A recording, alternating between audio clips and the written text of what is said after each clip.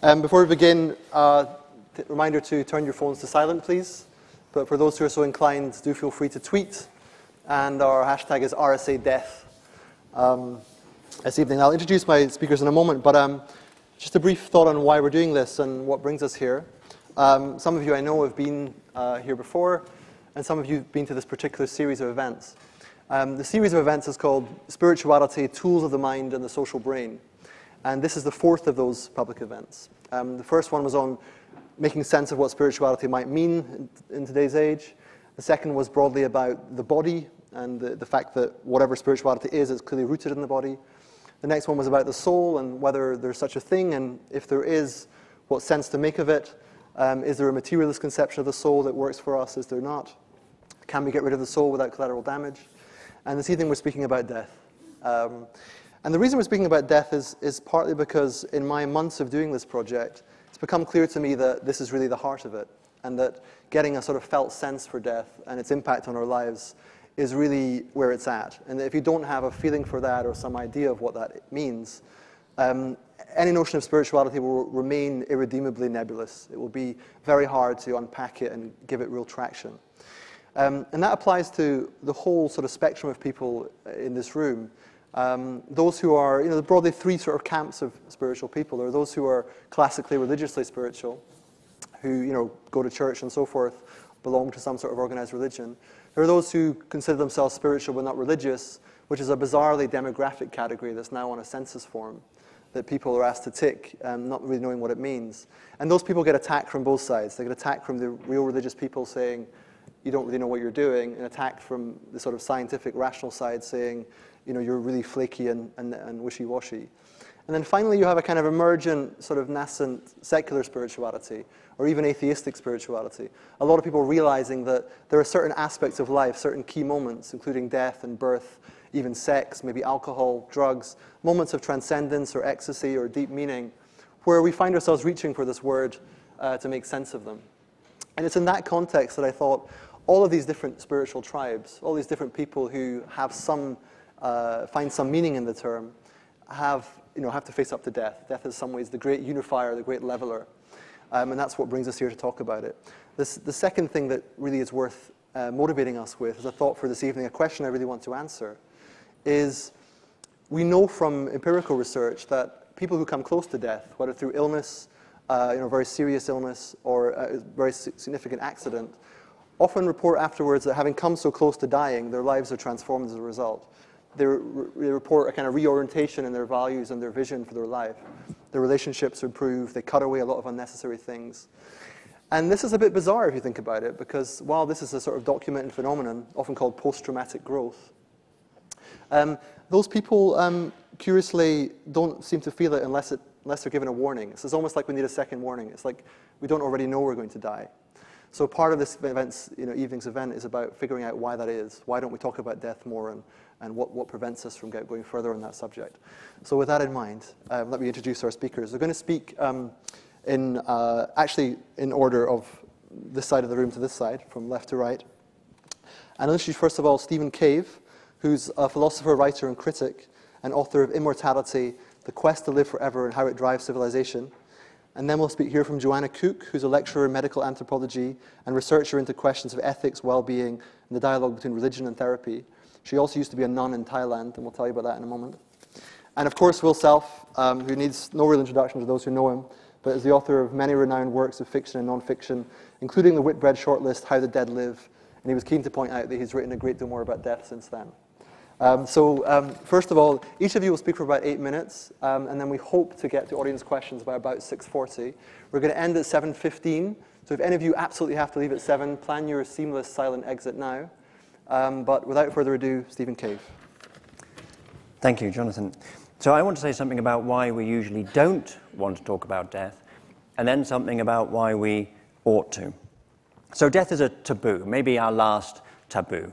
If you try to talk to people about death at a party, then they tend to react a bit like you've made a joke in poor taste. They sort of giggle nervously, they start edging away, and believe me, I'm talking from experience here. And this taboo is so powerful that just to mention the word has an effect. It changes your state of mind, just because we are talking about death here now, has already shifted you into a different mental gear. So everyone here, if you are religious, you will now be feeling more religious. If you're patriotic, you'll be feeling more patriotic. Whatever the core of your world view is, because we've mentioned the death word, you will now be holding onto it more tightly and will more aggressively defend it. Now, this phenomenon has been demonstrated in over 400 experiments from the field of social psychology. And to give you an idea of one of them, one recent study took two groups of agnostics, so people undecided in their religious views. And one group was told to think about being dead, and the other group was told to think about being lonely. So also unpleasant, but not fatal. And then they were asked again about their religious views, and those who had been told to think about mortality were afterwards twice as likely to express faith in God. So at the beginning they were all equally agnostic, but put the fear of death in them, and they run to Jesus. And this doesn't only work for religion, but for any kind of story that promises some kind of immortality. Christianity, of course, very explicitly promises immortality, but so does nationalism, through living on as part of a greater whole, or by becoming famous, or by becoming wealthy, for example. Now, the researchers behind these 400 and more experiments were inspired by Sigmund Freud and an American anthropologist called Ernest Becker. And they believed that civilization largely is a collection of defense mechanisms against death or against the fear of death. And so the theory is called terror management theory, because it's about managing this terror of mortality. And its supporters argue that the awareness of death could potentially have devastating impacts on us, on our ability to function.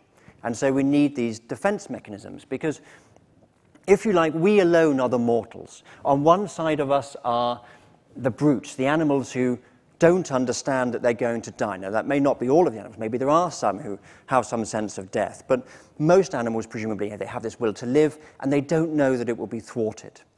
On the other side of us are the gods, if there are any, who are true immortals because they are free of death. And in between, there's us mortals. This is what Yeats meant when he said, man has created death. We are the ones with the sense of self and the sense of time to create this idea of death. It's not happened to any of us, not here. Here we are, all alive in this room.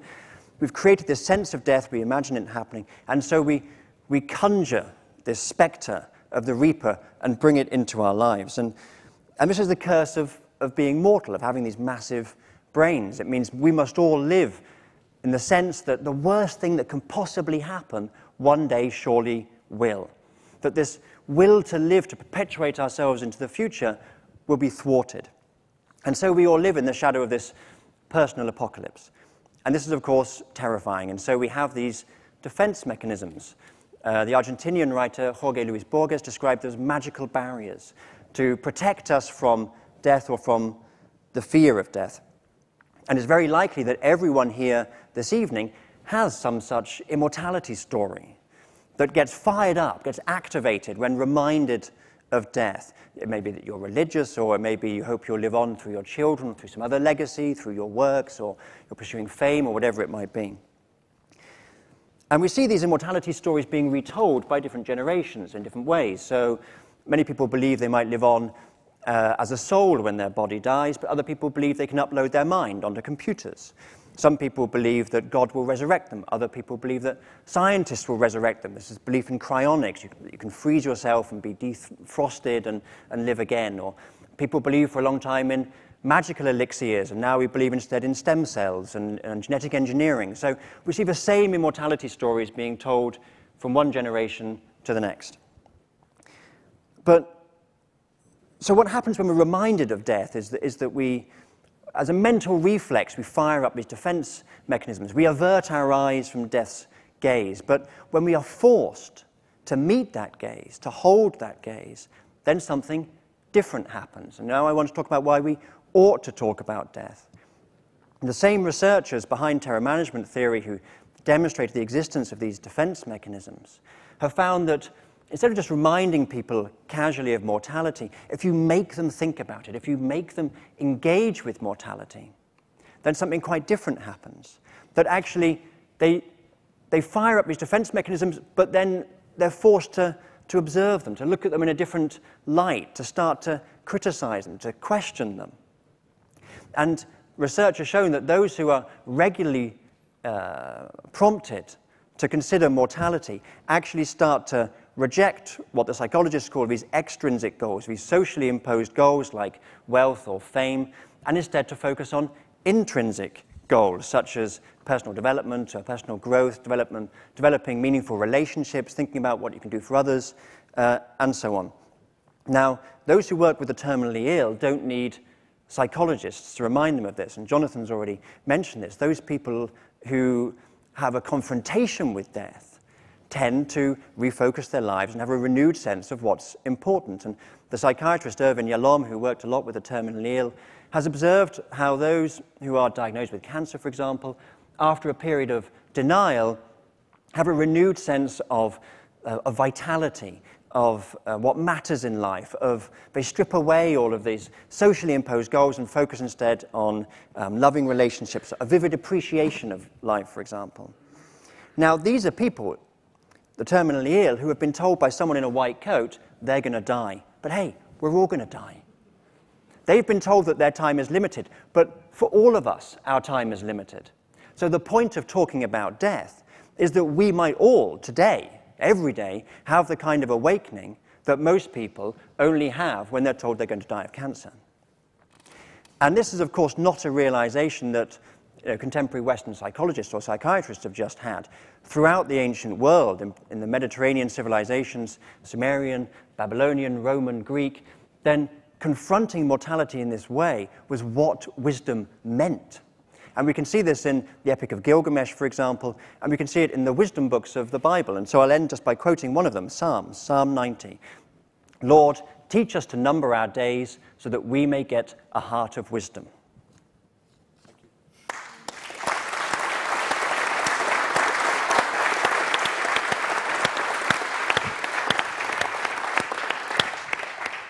Sure. Thanks. Thank you, Jonathan. And also, thank you for the invitation. It's an absolute honour to be here.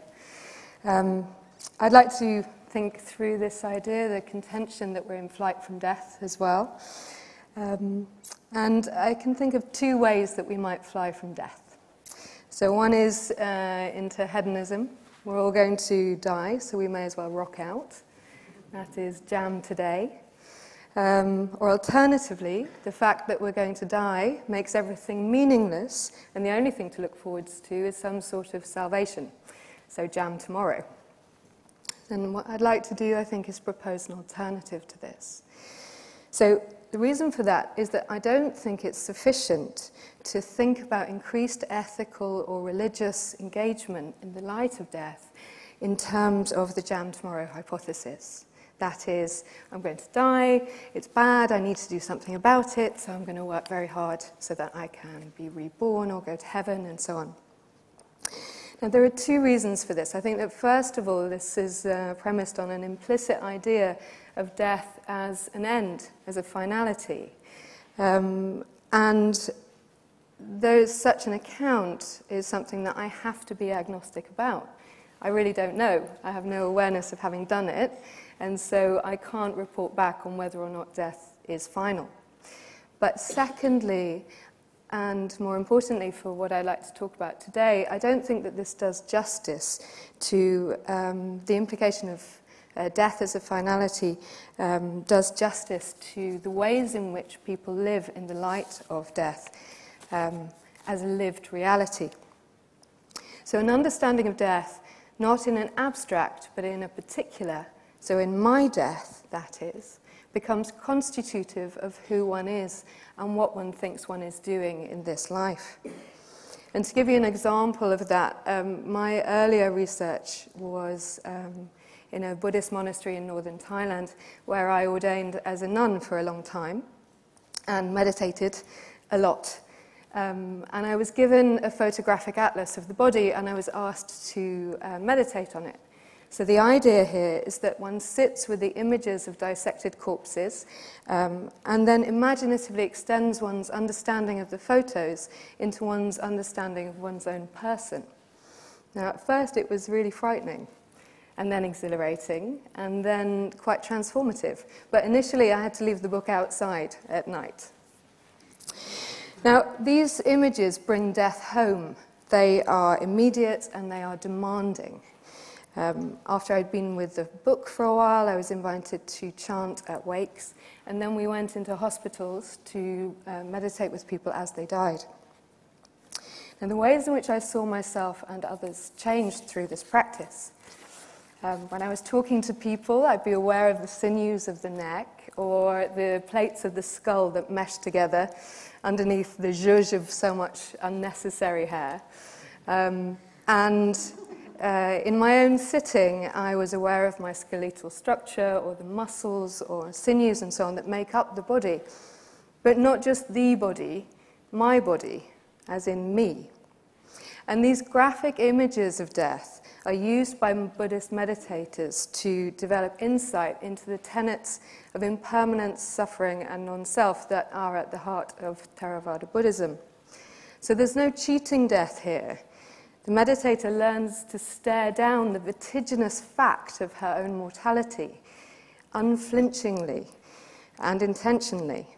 And it's in so doing that religious principles move from propositional beliefs into experiential reality. And this is a distinction that, between place and ground that Jonathan mentioned in an earlier address to this audience. So rather than death being a problem that needs to be solved, which of course it is in the utopian promise of regenerative medicine or Disney freezing his head, which does make him Disney on Ice, which is fabulous. The acceptance of the futility of trying to cheat death might be a very sensible reason for a re-engaged or a renewed engagement with life on its own terms and for its own sake.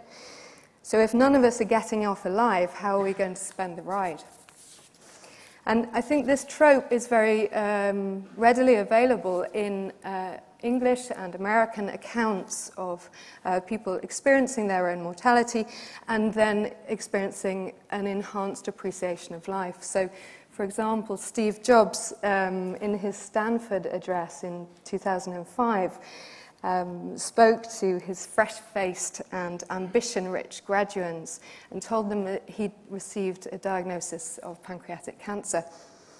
He sermonized that remembering that you're going to die is the best way I know to avoid the trap of thinking you have something to lose. You are already naked. There is no reason not to follow your heart. So, for me, what's important here is that living more fully in the face of death appears as a direct experience that's felt and seen. It's not a rationalization or a second-order interpretation. It becomes constitutive of who one is. Now, of course, living in the present is something that can be cultivated by most people without the need of the diagnosis or the near miss. And it's learning to be more present that's the focus of the current medical, media, and political attention on mindfulness. The present moment is having its moment at the moment. So the mindfulness practices, in mindfulness practice, habits of mind are transformed through a heightened awareness of the qualities of daily life. Paying attention in a particular way on purpose enables practitioners to let go of negative thought patterns and transforms the banal activity of the everyday into a vivid appreciation of the ordinary in all of its extraordinariness. Now here the practitioner isn't trying to realize non-self. It's almost the opposite. If anything, she's trying to become who she really is. But I think this serves to illustrate, again, that who we are and what we think human flourishing is will always be figured in relation to broader social and cosmological context. So when we ask about the ontological meaning of death, the response will always be tied up with the meaning of life. And while the answers to such questions are not preordained, they are always of anthropological interest. Thanks.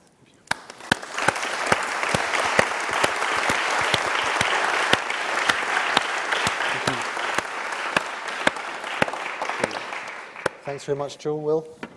Yeah, thanks, Joanna and Stephen. I thought that was great. kind of covers it, really, doesn't it?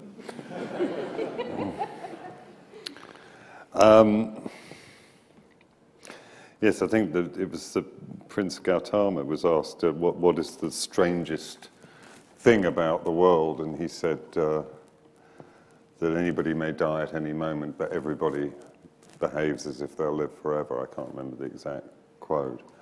So that... And then there was a good headline in The Onion, the American satirical newspaper, that said, world death rate holds steady at 100%.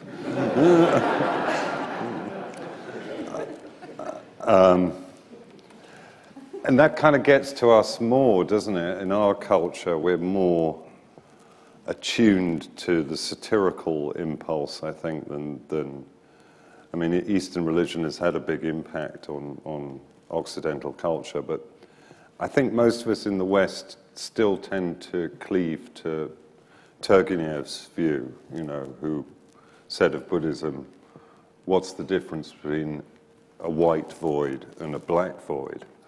And I think a lot of us have, in the West, have this sense about, I thought it was very interesting what Joe said about mindfulness and turning mindfulness around in that way. But I think we're mistaken if we think that we're so secular that we have escaped the profound influence of Judeo-Christian thinking on the way we engage with death. And I've been rereading the Brothers Karamazov, and the scene quite early in the novel where the brothers, or some of the brothers, gather in the elders' cell at the monastery, and Dmitri Karamazov says basically that if you don't believe in the immortality of the soul, then all bets are off, all morality is over. You should just do what the hell you like. And what you were saying about, you know, what do we do when we think,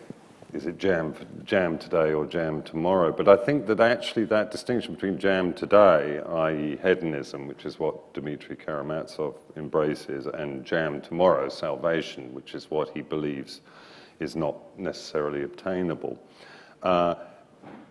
actually hides a deep level fact, which is that theism itself is actually predicated on notions of immortality. And it's really what you were saying about these various kinds of life after death that we tend to. And it's very instructive, I think, in this year, 1914, 100 years ago, to think about these things a bit. And on the whole, the state has been reasonably restrained, because the state is very interested in death, because the state monopolizes violence and the right to take life. And therefore, a lot of its rituals, once you start getting attuned to them, are essentially aspects of what I view as a death cult. And the First War in particular, and the idea of the sacrifice of these young men, largely young men, in the trenches, is very integral to the state's sense of legitimacy. It needs those deaths in order to enshrine its closure on the right to take life. And you will notice, once you become attuned to this kind of death cult that the state is involved in, that the way in which anniversaries are marked, the way in which the dead are remembered, always relates to the state's ability to exercise the right of removing life in the present.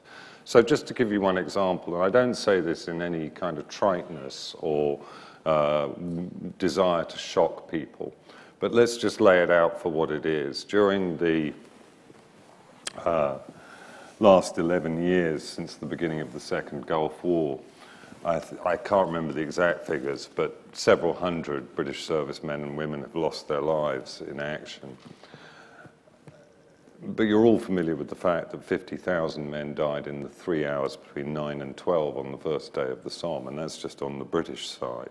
So the disproportionate amount that the state wishes us to be preoccupied with the loss of, to be blunt, a handful of lives over the last 13 years, as against the vastly higher numbers of lives that have been lost in previous conflicts is a desire for a kind of totalizer of death in order to... But it also reflects our preoccupation with it, because if you talk to people about current political situations, they will, and you make remarks like that, they get quite angry and say, but what about those poor servicemen and women? And, you know, aren't you being cruel about them? But that's really a projection of a very recent phenomena. I mean, if you look at when, and that is a belief in what we might call secular immortality. Walt Disney, Kurzweil and the singularity, the idea of kind of scientifically brokered immortality. It's not that recent an idea. Actually, the last time I was here at the RSA, I was with the philosopher John Gray, and he just published his book, The Immortalization Commission, which was about kind of early ideas of immortality in the Soviet Union, and John traced them back to the Enlightenment. But really, it's very, Freud writes, you know, civilization and its discontents at a time exactly at the point at which infectious disease has been banished as the major eliminator of life. So he's on a rising curve of increased lifespan. And we now are on such a raised curve of lifespan that my children's life expectancy, as long as they don't smoke, is 100. Well, that's kind of astonishing increase in lifespan. So in a sense, you could draw up some complicated equation that would relate increased lifespan to increased obsession about small numbers of people dying in foreign conflicts. If you see, you get my drift about how this is going. And I very much liked what these guys said, but I don't think that we need necessarily a major rethink about spiritual questions or eschatology in order to address our problem with death head on. I've got a very simple proposal, which is kill yourself. And a year or so ago, I do a series of talks for Radio 4, occasional talks called Point of View, and I did one on suicide. And I think it said, I think the opening line of it was, I'm looking forward to killing myself. This caused something of a tizzy at the BBC. And the BBC, you know, despite John Burt and endless cost-cutting and rationalisation and so on, is still absolutely full of men wearing sleeveless anoraks who don't seem to do anything. And they all gathered into a room to debate this and got more men with sleeveless anoraks. And they're all very worried that this would incite vulnerable people to kill themselves, as if I was some kind of latter-day Novalis who was kind of... But really the point I was seeking to make was that the whole debate, for example, about assisted dying is part of that medicalization of death. It's part of the kind of Kurzweil stuff. It's part of scientific immortality, in fact, because what we can't bear as secular people and as materialists is the idea of having to take our own life. Okay, now there are some people who are severely disabled who may wish for an assisted suicide, and I think that should be available to them. But most of us will be able to kill ourselves. We really will. And we don't need a doctor to do it. What we need is the courage to do it, actually. What we need is the ability to recognize when our lives no longer have any utility, value, and that it would be better to die. Now, of course, grasping the nettle of unassisted suicide in that way does, of course, pull up all sorts of spiritual and philosophical questions. But my argument would be that's what we should meditate on to begin with. Am I going to be capable when I'm diagnosed with a terminal illness, or I see the beginnings of Alzheimer's, or am I going to be capable of taking my own life? And if we can answer in the affirmative, then behind that assertion will come, I think, a lot of these other attitudes about mindfulness, about a recognition of, you know, we were talking just in the room over there beforehand, and I was saying that, you know, for me, it's kind of meaningless to talk about death as distinct from life. It's really one thing. It's death-life, like space-time after Einstein's second paper on general relativity. Death and life are the same phenomenon, essentially. It's kind of, you know, because I don't write, and people say, well, you know, you often write about death, but I mean, that's, to me, is meaningless. If you wrote a book, a novel, in which you didn't consider death, then what would that be like? It would be like, you know, anyway. Years ago, I did a piece on the cryonicists, the people who freeze themselves in California, and I drove out to a suburb of LA called Riverside, where they keep the storage dewars full of liquid nitrogen in which the corpses have been preserved. It's all complete nonsense, of course. You realize that, because what they do is when you belong to the cryonicists and you die, they rush round the crash team and they do what's called perfuse you. They drain the blood out of your body and they inject liquid nitrogen into your arteries, which destroys every single cell in the body.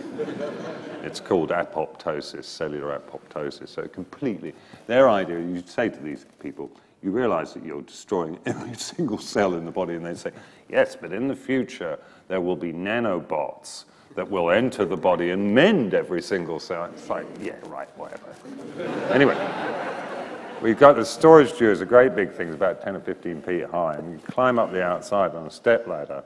The guy takes the lid off, and you look inside, it's all swirling with, you know, condensed air coming off the liquid nitrogen. And down inside there, I could see what looked like a pillowcase knotted up. And I said, what's that? There's a pillowcase in there floating. And the cryonicist said, yeah, that's a pet. Yeah. So it was like, this is some years ago, 20 years ago, it was, at that point it was 10 grand for your head, 100 grand for your body, and like 2 grand for the pet. But the pet only got a pillowcase. But that's kind of our, you know, that to me represents our kind of, you know, that pillowcase was the purest possible instantiation of our inability to cope with death. A pillowcase with a presumably prematurely perfused puppy in it. Thanks very much.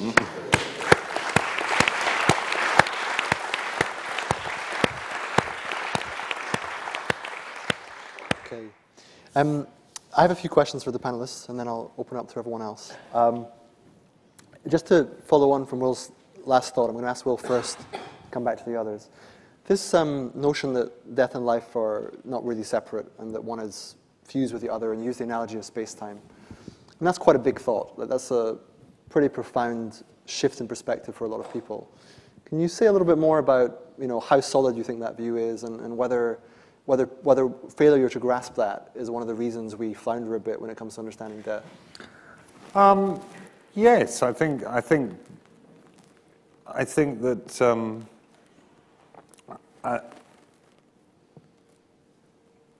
I mean, I'm sure everybody in this room is old enough, and well, hopefully some of you aren't and haven't, to have experienced somebody dying prematurely around you.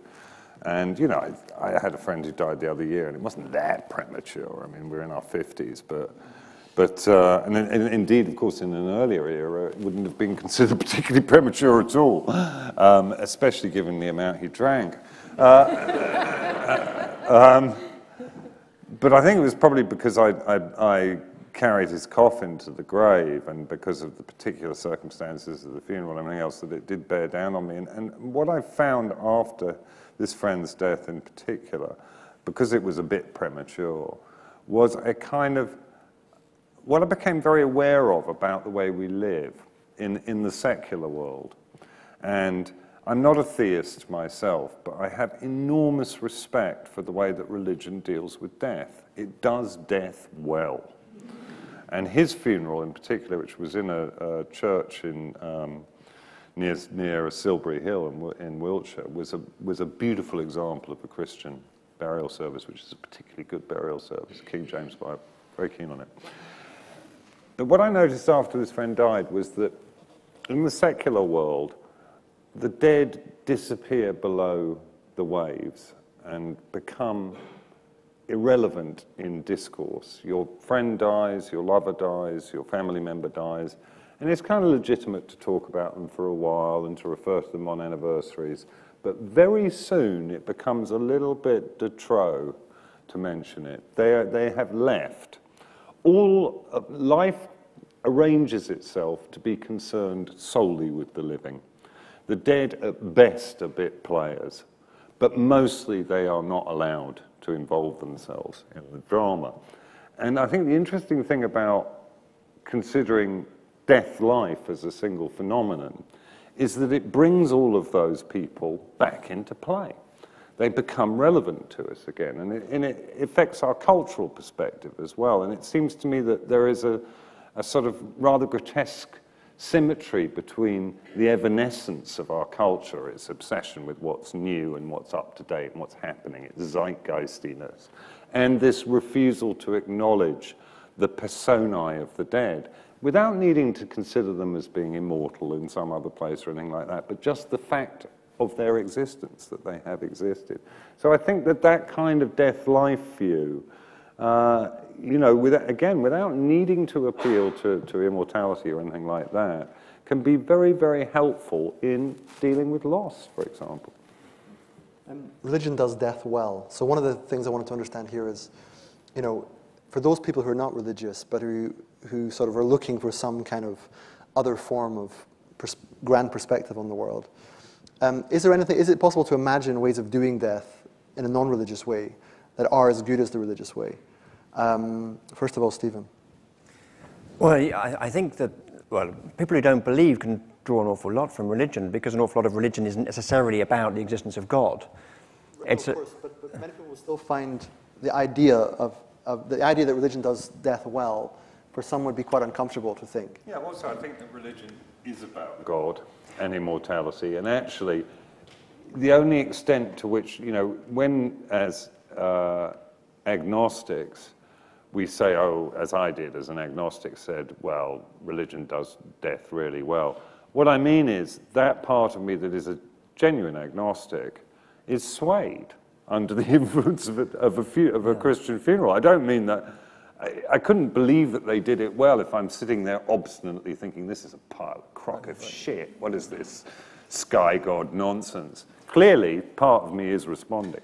Yeah, I agree completely that religion does death well, and that everyone can learn from the religious traditions, because they've been, for a very long time, practicing dealing with people's emotions around grief and around loss, or I mean, all of the other rites of passage. They've built up systems and rituals for making sense of this for us. And sometimes in those rituals they might allude to higher power, but I think actually without the higher power it would have almost as much effect. I mean, Buddhism is a good example, in which higher powers are rarely alluded to, but actually it's the nature of the rituals that are just, these rituals are just built for human psychology, they're built by humans and refined for a very long time. And so in just abandoning them and saying, well, I don't believe in the way they justify themselves metaphysically, what we're losing is this repository of psychological wisdom. So Joe, I mean, in Judeo-Christian tradition, those rituals are grounded in some form of belief or doctrine at some point, even if they exist beyond them. But in the sort of Buddhist tradition or non-theistic traditions, those practices and rituals are still of value, but they don't seem to have quite as much belief content behind them. Or is that not the case? I think they do. I think there's, you know, one of the modernist revision interpretations of Buddhism is that it's a philosophy, not a religion, you know. And I think I know a lot of monks and nuns who think that they are religious professionals.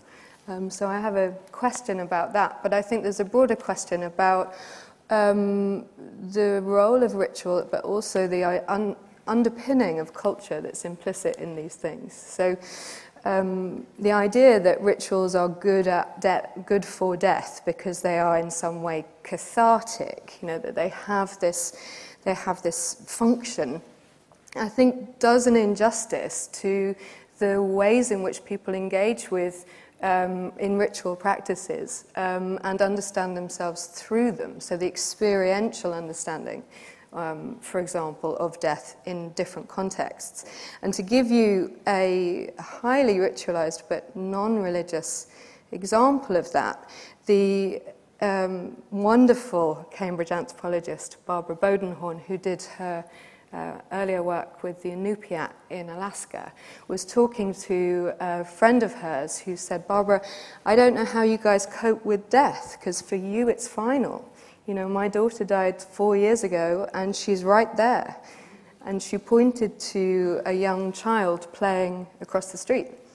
So for this woman, the idea of rebirth or reincarnation through that is highly, the death and birth and naming, of course, are highly ritualized in a Inupiat culture, which is why the reborn child had the same name as her daughter and exhibited the same characteristics.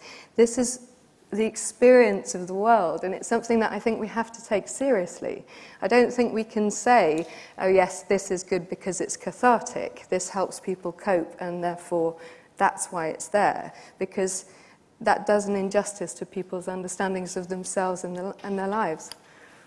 Yeah, you're really just hiding behind that word experiential, though, because it sounds sort of technical and won't frighten off the secularists. What you really mean is people believe, they have faith. But I think that... Go on, say it. I think that there are different... I think we need to question what we mean by belief there. So I think if you're arguing... If the idea is that these are propositional beliefs, then yes, that is... that creates a challenge, but actually propositional belief is not something that one rationally holds. You know, I think that if I do good things, then I will go to heaven. Understanding oneself as a religious person, or as a humanist, or an ethical person, or a yes, that's enough examples, is not about only about the content of belief, but about the way in which one is shaped in the light of belief. So that's a much more ethical approach, the shaping of the self into the kind of person who, on reflection, one thinks one ought to become. Hold your thought for 1 second, Stephen. Well, I just want to say that is the paradox of rituals, is that we as secular rationalists, we can observe anthropological... I'm not a secular rationalist, okay. so please, don't include For me those in of us that. who are... I, as a secular rationalist... there's evidence, there's like the scientific evidence that rituals work, that they have real power to change the way we feel about certain things. And anthropologists observe this, of course. And so we can see, secular rationalists, we can see that rituals are a good thing. But the problem is, we can't then decide, right, let's do them then. Yeah, exactly. Because as secular rationalists, we don't believe in the way that you have to for them to be effective. But it's not just that you don't believe in the sense that you need a prior belief to create a ritual.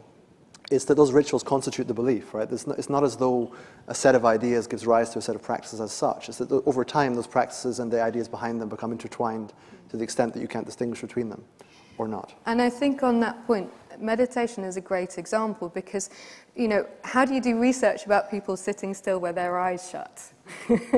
And one of the things that I think about meditation is that what you think you're doing and who you think you are when you're meditating will affect the experience that you have. So if you're a practicing Christian who meditates in order to experience the grace of God, it's very likely that that's what you will experience. If you're a Theravada Buddhist who's meditating to experience that there is no self, that everything you take to be you is an imperfect and impermanent compound, then that will be your experience, very likely be your experiential insight. Okay, thanks. Questions from the audience. We're going to have a lot. And do err on the side of asking earlier rather than later to avoid a last-minute flurry. Okay, we'll take Rowan from... Is that a Twitter question? Is that a Twitter card? My goodness. Okay, we have a Twitter card. Okay, we'll have a question from Twitter, just so they know we're with them. I hope it's not bollocks. Well, Twitter says... the Natural Death Centre would like to see communities take ownership back for the dying. Natural death like natural birth. What would be the obstacles? Okay, so the question about the conditions in which one dies, that somehow that's a kind of moral or social, political issue we ought to deal with. Is anything we've said about death relevant to that? I mean, how much does it matter not just when you die and that you'll die, but where you'll die and how you'll die. Well, I mean, the other thing that is obscured in our culture is 90% of the resources expended by the National Health Service on the average person are expended in the last 6 weeks of life. So the National Health Service is really the National Death Service. That's what it exists for. And come election year, you will hear a lot of politicians angstifying about, you know, no fees for medicine and so on and so on. What really underlies that is the great anxiety of secular society, which is, I don't want to die in pain. Because that's what our spirituality has been reduced to, just fear that we're going to hurt ourselves. We're coddled and cosseted, we don't walk, we're all fat, and then we want to die with a load of heroin, of medical diamorphine inside us. Okay, on that cheery thought. Okay, we're going to take a few together, because otherwise we won't get through them. We'll have, where's the mic at the moment? It's over there. Okay, so we'll take from the back there, Mark and the gentleman next to you, and then the gentleman in this row here. We'll take those three together first, please. Thank you very much. I'm from the British Humanist Association, and we have You're welcome, so-called celebrants who seem to manage matched and dispatched quite well.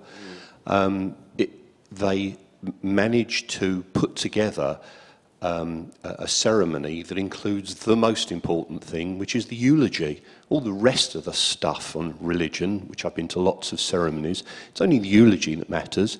And interestingly, I have spoken to my daughter about some things that I'd like to be said at my funeral. I think we should all plan it. Do you think it's a good idea to do that? To do what? To speak about what your life and your impending death, and those that love you can say something about you when you've died. Okay, thank you. Mark, next to you. We'll hold that question for a second. Thanks very much. I just wonder whether theistic traditions have been slightly underestimated. So, for example, my understanding of Christianity is that it teaches life found through death. Good Friday must come first before Easter Sunday. Paul says, I no longer live. Soren Kierkegaard said, I can't become a Christian. And so there's something more subtle, I think, being sought in some of these theistic traditions than just jam tomorrow. Okay, thank you. I think that's really... We'll come to the jam tomorrow in a second. One more, because there's so many questions, we'll have to get through them. That's a very good point. 1 second. Yes, please. My name's John Farrago. When I was 80, 5 years ago, I thought it was about time I prepared to die. And 5 years on, I haven't made very much progress. I'm still procrastinating, but I do think very much, I'm a great follower of Will Self and his various conversations. I really do not want anyone to help me assisted dying. On the other hand, I do not want to die in pain. I do not want to lose my marbles.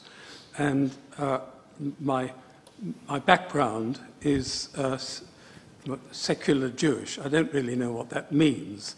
But I just wanted to say that I feel that apart from the question of the National Health Service, the whole idea of our being able, before we need dignitas and assisted, that we should have the courage and the means, but most of all, the public approval to make that choice. Okay, thank you for that big question. Okay, if we can, well, you seemed very intrigued by Mark's question, so we'll take that first. This question about, it's more than just jam tomorrow, we're missing some subtlety. Yeah, I think that was a very good point, and I think that you know, we tend to make, I mean, I'm sure Joe has much more insight, and probably Stephen, than I do, but I think you made a very good point, which is we tend to view the Christian or Judeo-Christian tradition as being kind of ego-full.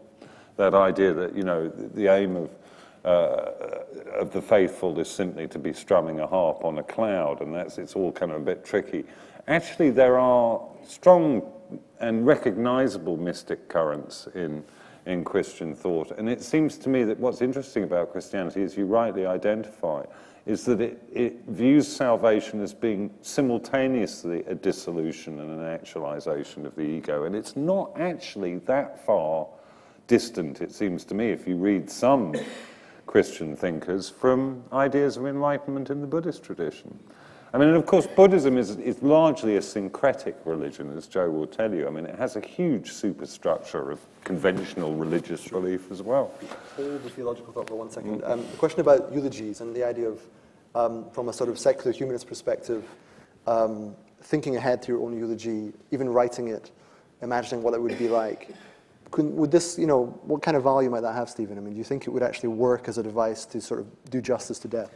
Well, in as much as it encourages everyone to confront the fact that they're going to die, I think it's a very good thing. And if it encourages people to have conversations when they're dying, those conversations that everyone feels they ought to be having, everyone imagines, you know, their final words or telling their loved ones what they really think. And that's not the reality for a lot of dying people. And I think of the people who I've known or accompanied in their last days, they're encouraged by the medical establishment not to believe in death. That's true. They're not until the very end. And so I think that process could be a part of a real okay, great. honesty. Before we take any more questions, some of you may know it's about roughly 40 years since Ernest Becker's book, The Denial of Death. Some of you may know this book, but I want to just having sort of warmed up and so forth, without defining our terms too precisely, how many of you feel that you would describe yourself as being in denial of death?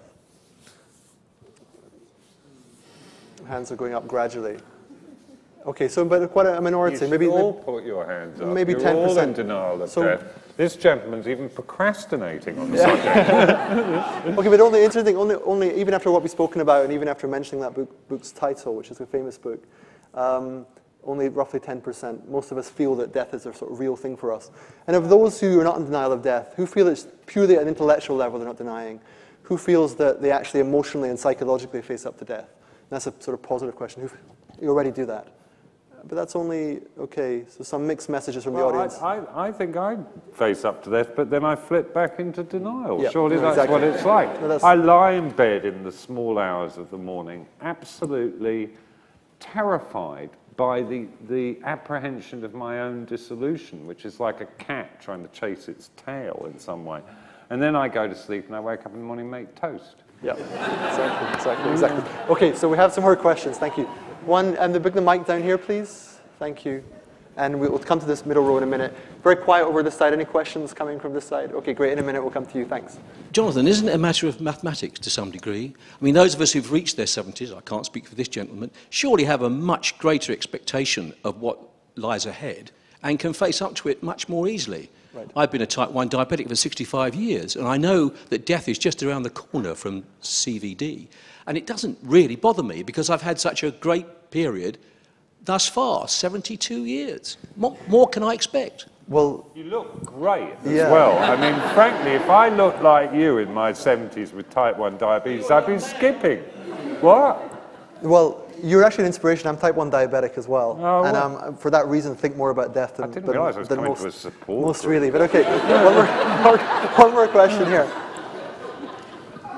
You did want a question. Can I just pick up on your point? Isn't it sex is really the thing? Because you start, if you're a kind of preternaturally aware child, if you, just before puberty, you start getting very frightened of death, you get it. And then your hormones kick in. And then you spend the next 40-odd years just trying to get laid. And then it sort of starts to die away a bit, and death comes back. Isn't that it? Really? Okay, yeah, just in the middle here, please. And you suddenly are, aware that that's what's been going on. Thanks. Jonathan, I think you mentioned at the start that there's this kind of growing group of secular people who reach for spirituality in moments of life, death, whatever. And I wonder what you think about the idea that this is just another way of people avoiding talking about how they feel, looking at how they feel, and talking about it to other people. So avoiding that engagement that you talked about, Stephen, that we really benefit from. Okay, thank you. Any other questions at the moment? We can take them together. Okay, we'll come back to that question. Yeah, over here. So I'm keen to get this side of the room warmed up. You've been very quiet so far. Thank you. And introduce yourselves, please, before you ask a question.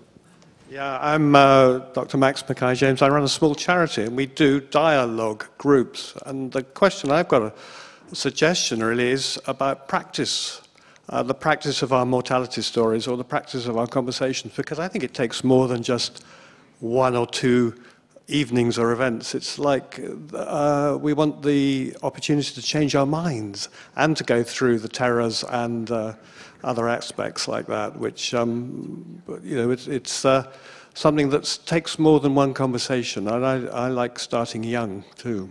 Okay, and presumably not just conversation. I mean, sort of part of what Joe was getting at was the lived experience of it in sort of first-person consciousness as well as sort of chatting about it. Okay, question at the front here, please. Thank you. Hello. You referred to about how we should confront death and live more in the present, and that's kind of the point of mindfulness and a lot of Buddhist practice and so forth. And then, Stephen, I think you mentioned about how when people are confronted with death, they move away from their extrinsic goals and come back into themselves and think about what's important to them. And I was just wondering, do you think that's dangerous to some point? Do you think if you get people to confront death and then they just sort of, get obsessed with, everything that they think they should have achieved in life? Is there some kind of... So this comes back to Will's point about just raising the subject and then leaving it hanging there in the air. Is there a sort of responsibility to those who bring death into the air to then somehow do something with it? Will, you've already spoken to this, so either Stephen or Joe. I did once argue that our immortality stories drive civilization, so arguably if we confront mortality and accept it, then civilization will collapse. I don't think that will... Yeah. Well, I mean, what is this? It's like the man from the Humanist Association who presumably thinks humans are so great with their filthy 8 billion poisoning the planet. I mean, is that what we want to worship? We want to worship this spectacle? Okay, hang on, Stephen, come. So we're not so much about ending civilization, but you're being I think civilization would be different. Yeah, I think we wouldn't be so obsessed with pursuing wealth and fame, for example, and I think we would be focused more on that which really means something to us, like personal relationships, for example. So civilization would be different and arguably better. But I think also the message that's coming through from everyone here, but also those asking questions, is that this cannot happen overnight. It is not an intellectual realization, as Will was saying. You have an intellectual realization in the middle of the night, and then you get up and have toast and carry on. Well, everything in our system is speaking against this. We have this will to live, to do, to follow a certain kind of program, and we refuse to allow ourselves to face up to the reality of death because we're so programmed to just keep going. And so if we really are to take the lesson from the benefit of confronting mortality, then we need to build it into our lives. And I think this is a kind of Buddhist ritual of meditating on it. I once heard that the Dalai Lama meditates on his own death for 3 hours every morning before breakfast, so as to maintain that kind of focus on, compassion for all living beings, because it's difficult. All our instincts are against. Sure, great. Does anyone in the audience have an idea of what it would mean to do death well that particularly wants to speak? Any ideas of, we've sort of touched around the subject about we don't do death very well, it's a really important subject, but we don't yet have a positive vision really of what it would mean for society to do death well. Can you speak to that? We'll just try this, and then we can follow up on the panel afterwards. Sorry? Well, yes, a couple of things. One, actually an anecdote, which was that my father did actually write his own eulogy. Which was an interesting experience because he did have control of his own destiny right to the end. And actually, at the time, it was produced a bit of mirth in our family. But actually, I quite respect him for wanting to actually communicate actually what he wanted to say, not what somebody else thought of him. But the one thing actually was more of a question, which is maybe related to this, was in some cultures there is more expression of death. Such as in Mexico, you got Day of the Dead, voodoo culture, as far as I'm aware. And so I'd just be interested from the speakers, what do they know? And are those cultures any happier? Because they actually think about death. And that... Right. Thanks. Joe, you wanted to ask a previous question as well as that one. If you can weave them together, all the better. I wanted to respond also to your question, which, and what I was not doing was suggesting that mindfulness is about death, but there are ways in which mindfulness is about waking up to life, I suppose, as John Kabat-Zinn puts it.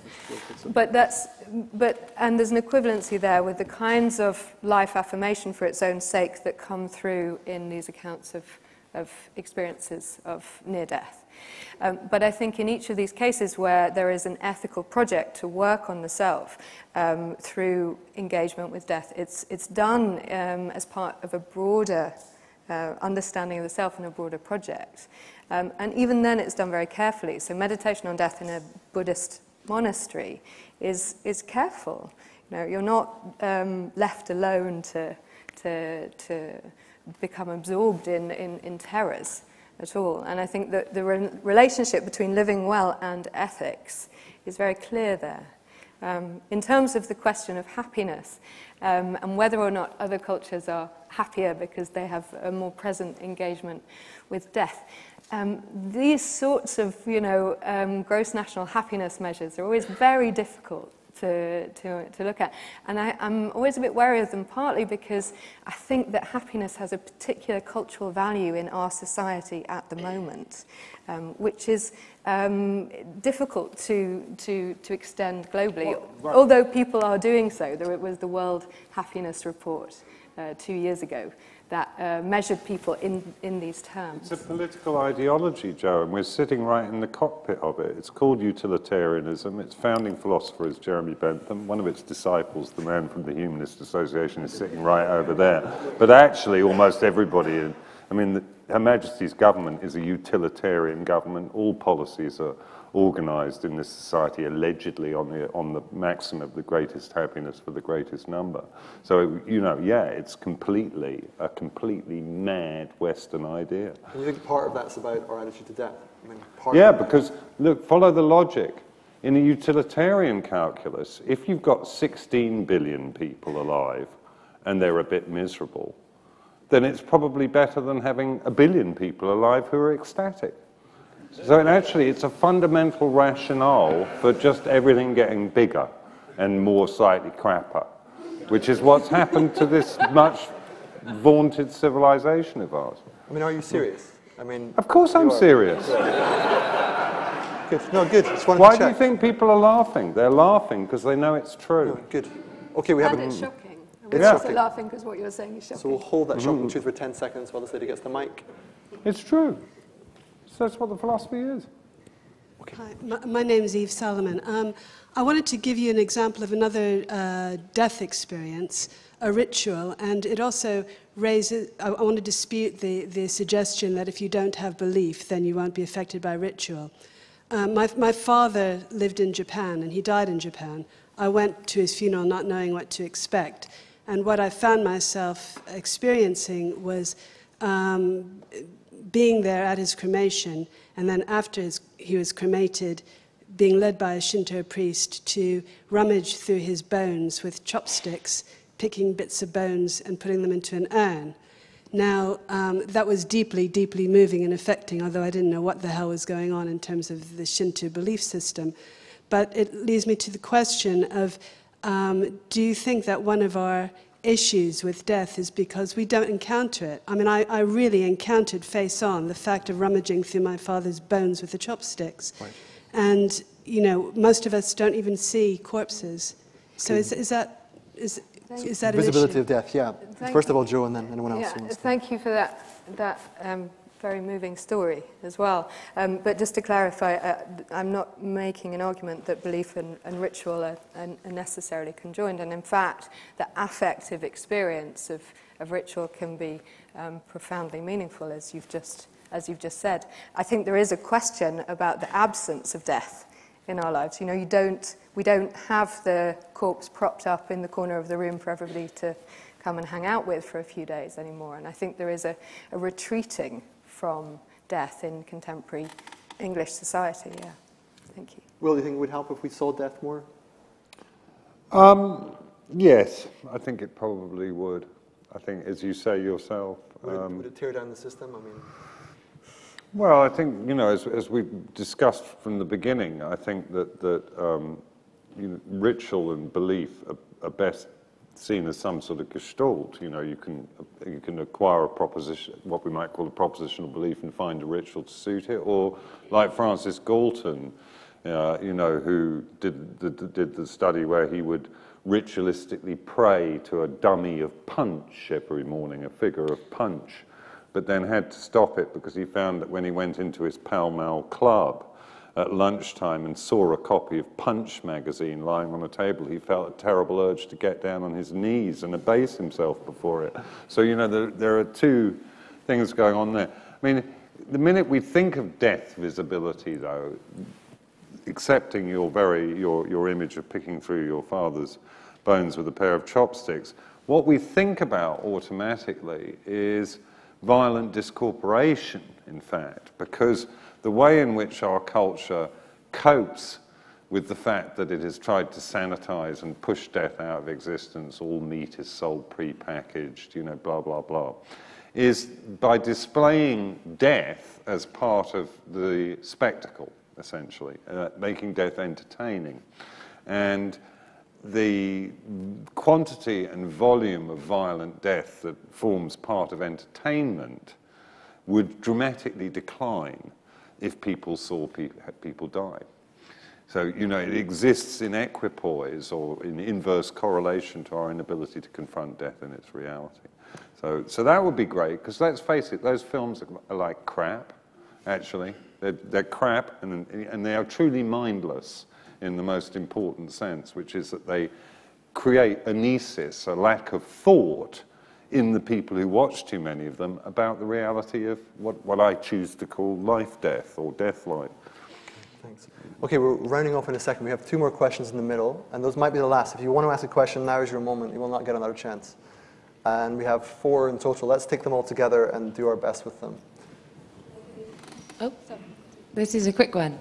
Life, death. I like the idea. How do you practice life, death? Or how do you exist in life, death? Because I really get it on a theoretical level. And I love the idea of bringing all your relatives back and living with them. But what does that mean? So what changes? Okay, we'll hold that thought. Yeah, other one near you, in the middle. Yes. Thanks. Hi, I'm Asma Hussain. Just to give you a bit of context, I was raised a Muslim. So I grew up being told that my life here is a test for my real life afterwards, so life after death. So the idea of death has always been very present in me since, you know, being a child. But we're having these conversations, we're talking about, as you know, living mortals, to be more aware of the concept of death. Just my experience of religion, it's one way using death as a tool to get people to behave in a certain way. So are we in danger of these conversations which should be happening, but are we expecting society as a whole to take ownership, or should individuals be taking ownership? So it's like death is an axiom in an argument that you have to follow somehow. Okay, thank you. And there was one question here at the side. While you're going to them, Will, do you want to speak to this issue of death-life? And what changes? Being a Stoic philosophically and you know, to some extent an Epicurean, I view the correct response to death-life as killing yourself. But in other words, I think that by fully contemplating the capacity I have to take my own life under certain circumstances, that I apprehend the single phenomenon of death-life. But you know, that, of course, would be quite counter to many religious traditions who would see that as messing with God's work. But that, for me, is the way of meaningfully integrating the two. So if you do for yourself after this is going to go viral. You realise that? Don't sound fake, for goodness sake. Well, I mean, especially if it is a virus that kills me.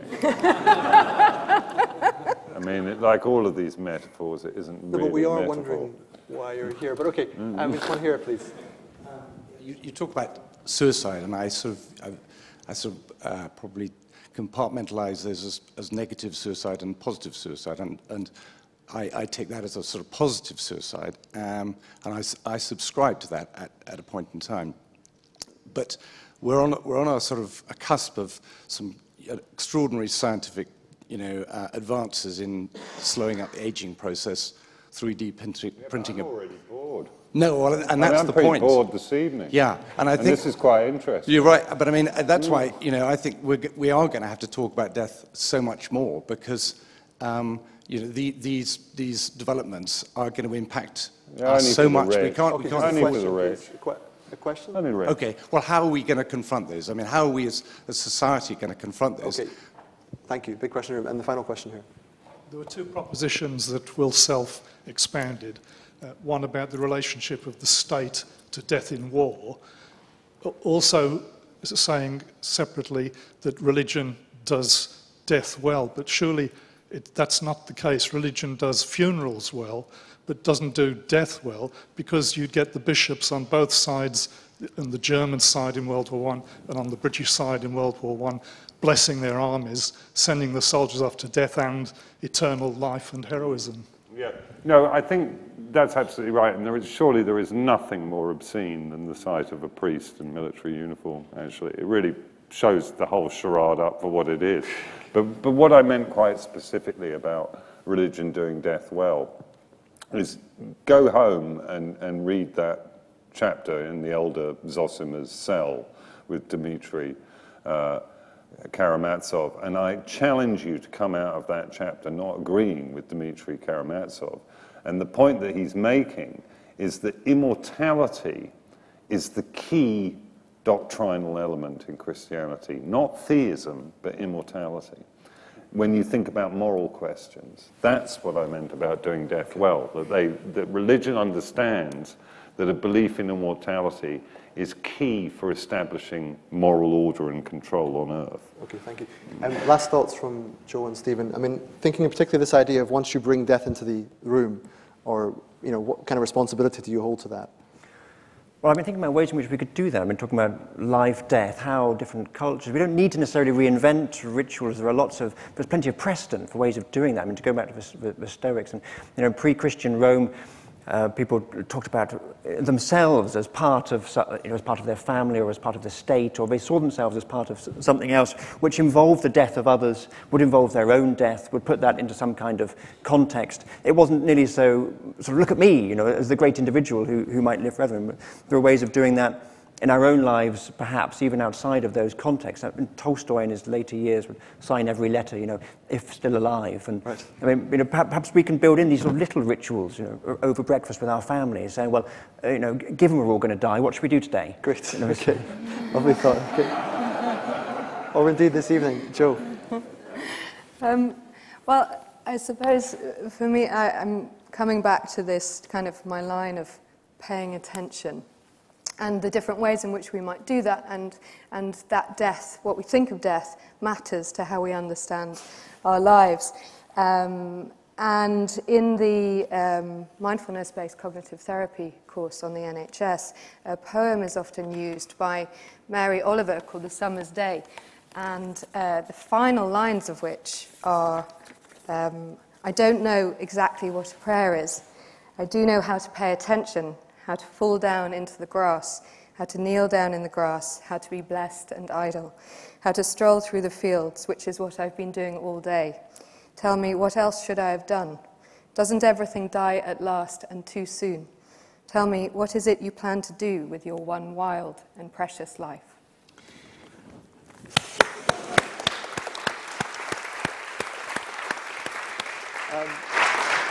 I felt applause was the only. You're applauding the poet. I am, yeah, because I wanted to just say a few rounding off comments. First thing is that these events are possible because of the support of the Touchstone Trust and the Templeton Foundation. We have representatives from them here this evening, so thank you to them. Thank you to RSA Fellows who also make this event possible. Thank you all for coming here. Thank you to Stephen, Joe, and Will. Thank you very much.